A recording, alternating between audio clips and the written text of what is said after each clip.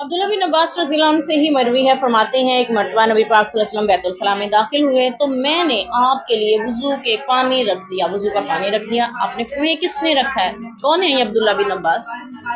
جی، جو رات کے وقت ٹھہرے تھے میرے نبی کی عبادت کو دیکھنے، اور چھوٹی سی عمر تھی 7-8 سال، اور صرف دیکھنے ہی نہیں ٹھہرے تھے، میرے نبی اٹھنے لگے ہیں، اب وہ جا رہے ہیں وضو کرنے، ان کے آنے سے پہلے ہی پانی بھرا برتن میں وضو کے لیے رکھ دی، خدمت بھی فرما رہے ہیں اپنے حضور کی،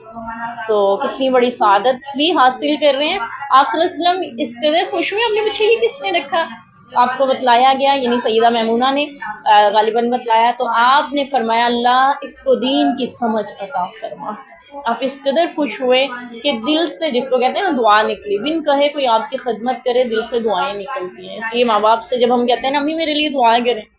تو اس کا مطلب ہے ہم کوئی ایسا کام کر نہیں رہے کہ ان کے دل سے دعائیں نکلیں، ہمیں کہنا پڑ رہا ہے آپ کی امی آپ کے لیے دعا کریں، ابو آپ کے لیے دعا کریں، پھر آپ ان کی خدمت ایسے کریں ان کے دل سے آپ کے لیے دعائیں نکلیں، وہ آپ کے لیے سراپا دعا بن جائیں۔ اپنے والدین کی، اپنے بڑوں کی، اپنے بزرگوں کی جو دعائیں ہیں آپ لیں گے، آپ کی عبادت سے آپ کو وہ مقام نہیں پہنچا سکتی اس مقام تک جہاں دعائیں آپ کو پہنچا دیتی ہیں۔ اب دیکھیں اس دعا کی برکت کیا تھی پھر، کہ عبداللہ بن عباس رضی اللہ عنہ کو اللہ نے مفسر قرآن بنا دیا، اور وہ فرماتے تھے قرآن کی کوئی آیت ایسی نہیں ہے جس کے بارے میں مجھ سے سوال کرو اور میں اس کی تفسیر نہ جانتا ہوں۔ تو یہ دعائیں دینا، اور یہاں پہ البتہ اس حدیث کو امام بخاری وضو کے باب میں کیوں لائے؟ کیونکہ اس میں وضو کا پانی رکھا ہوا، تو یعنی وضو کا پانی لا کے رکھ دینا یہ بھی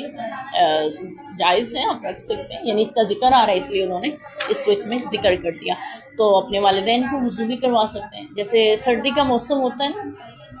امی ابو کے لیے تھوڑی مشکل ہوتی ہے ٹھنڈے پانی سے وضو کرنا، آپ ہلکا گرم کر کے نیم گرم پانی ان کو لا کے دے سکتے ہیں، لیکن ہم سے تو خود نہیں اٹھا جا رہا ہوتا فجر میں،